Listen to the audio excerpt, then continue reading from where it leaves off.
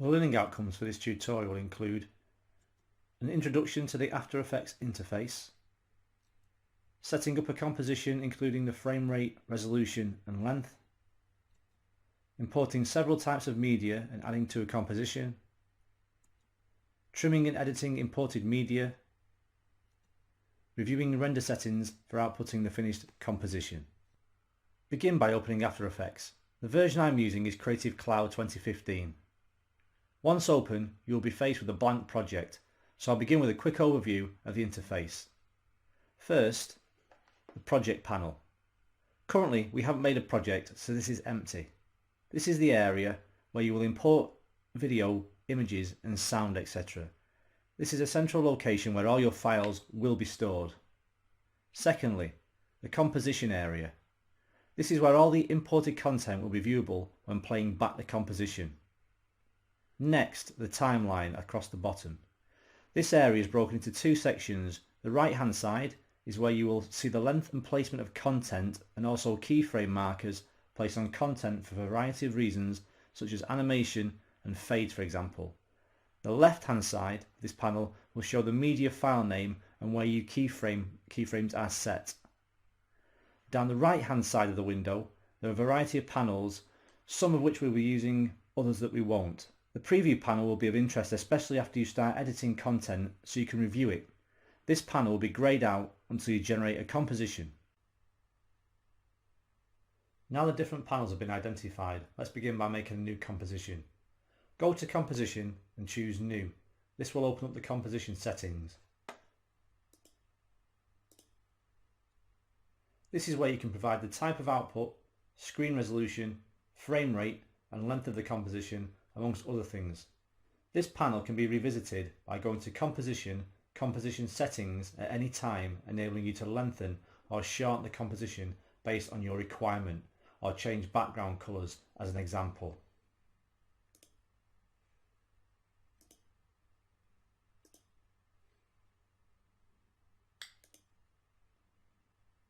At this stage it is wise to name your composition because you can make multiple ones and adhering to naming conventions will make it easier to manage.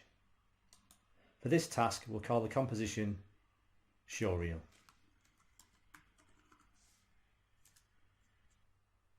Now we've created a composition, you'll notice it appears in the project panel.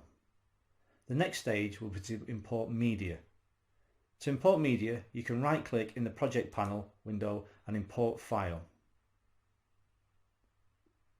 This provides the opportunity to import a variety of media from videos, vector graphics and image sequences that you may have rendered out as a cinematic in other pieces of software. If I import a video that has existing sound that I do not wish to use, this can be muted entirely or keyframe to fade in or out at any various points.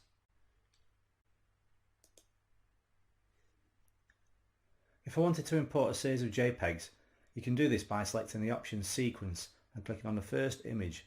This will generate a JPEG sequence in the project panel.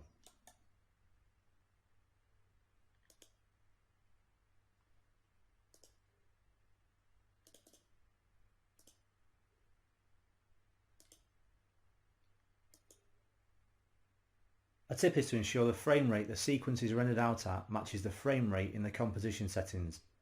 I know that the sequence was rendered out at 30 frames per second, so as long as I've got the composition selected, I can go to Composition, Composition Settings and check the frame rate. Now currently this is set at 29.97, so if I drop this down to 30, it will match the sequence exactly. I'd encourage you to generate folders in the project panel to help keep media organised, especially as you import more and more content. This can be done by right clicking and choosing New Folder.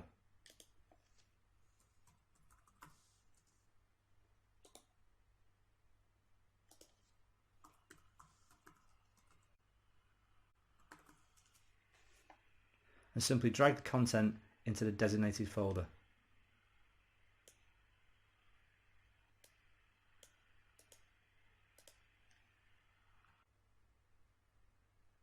To add media to the composition timeline, simply drag it into the left hand side of the timeline panel.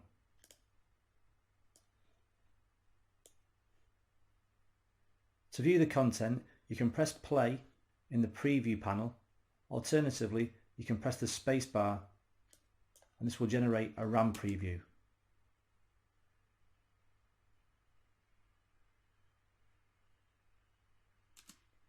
The resolution chosen to view this will depend on how much of the footage is available for preview. This can be changed under the composition panel. Currently it is set to half. This ranges to full resolution all the way down to quarter.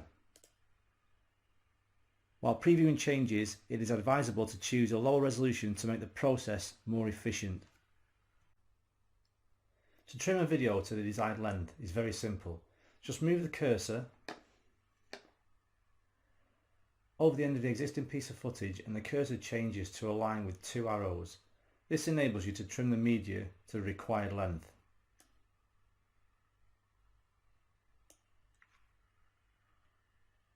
When viewing, as soon as pressing spacebar, as soon as the preview reaches the end of the trim, it will only display the background colour chosen in the composition settings.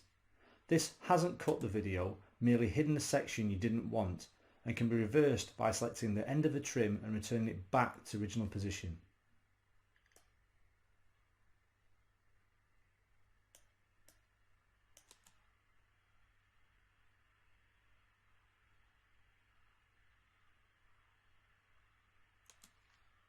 Trimming can also be performed from the beginning of a video, not just the end.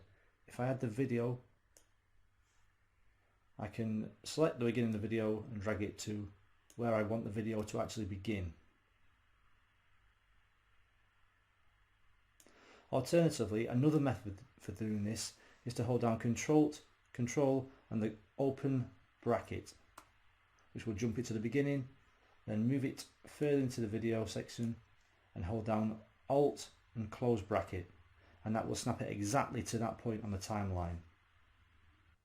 As more and more layers are added to the timeline, it often becomes useful to solo a single layer so that is all that is visible.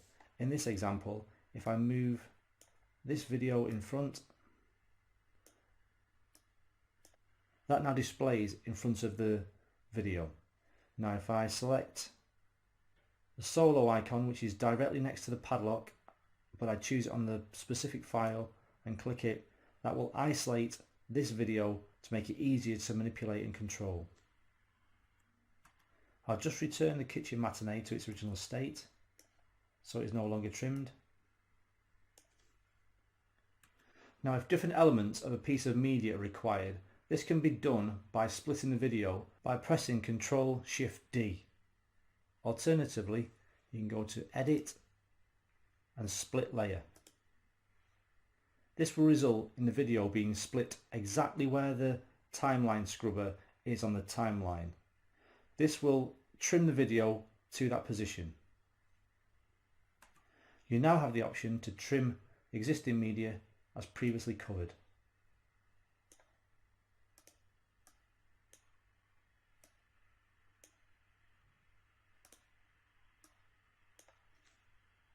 If you decide the length of the trim is perfect but you want to change the footage within it, simply move your mouse to the grey area of the timeline where the media is hidden and the cursor will change to a trim cursor, but this time we'll have two vertical lines at each end.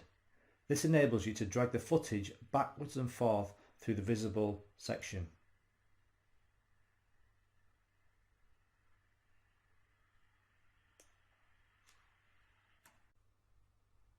I'll now quickly modify the original media by splitting and trimming the content to provide a new edit.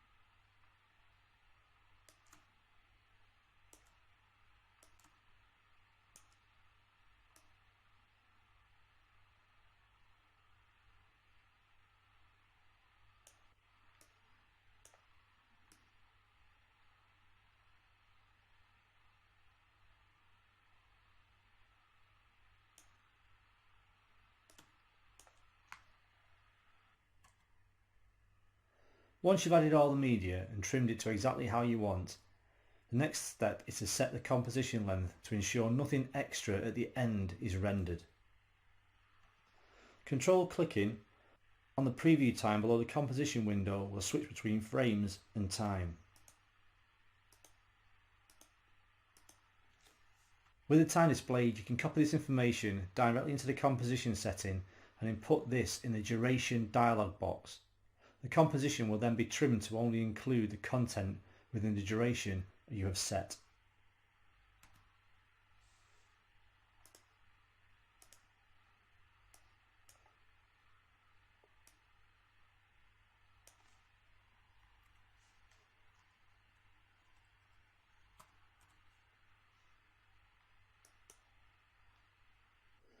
If you don't see the Render Queue tab docked next to the Timeline tab, this can be accessed through the window, going down to the bottom and selecting Render Queue.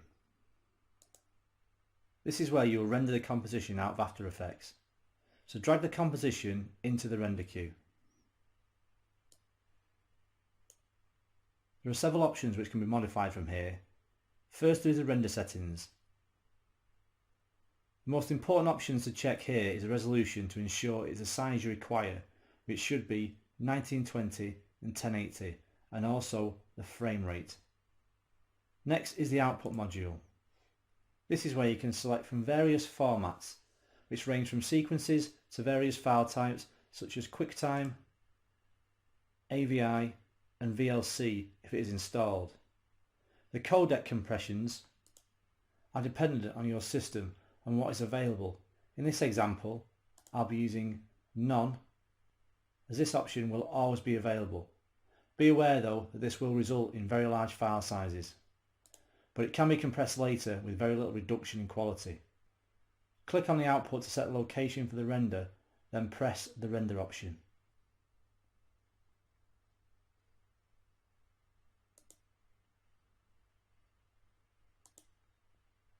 If you don't want to see the video render, you can press caps lock and this can slightly increase the process.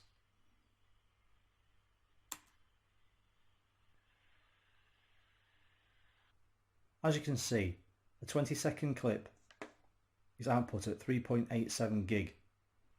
The next stage will be compressing the video using third-party software. A free piece of software which is ideal for compressing the AVI that has just been rendered out of After Effects is Handbrake.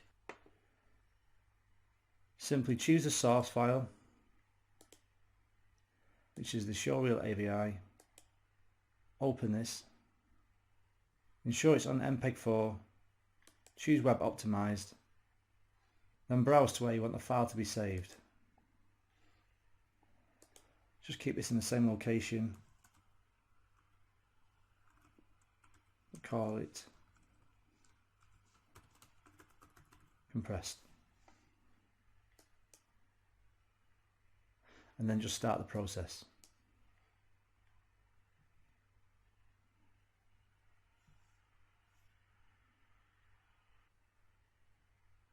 Once Handbrake has processed the file, you can see that the showreel, which was originally 3.87 gig, has now been compressed down to 15.9 meg, with very little reduction in the quality. And this is an ideal process for compressing your videos before uploading them to YouTube. That concludes this video on the basics of editing a showreel.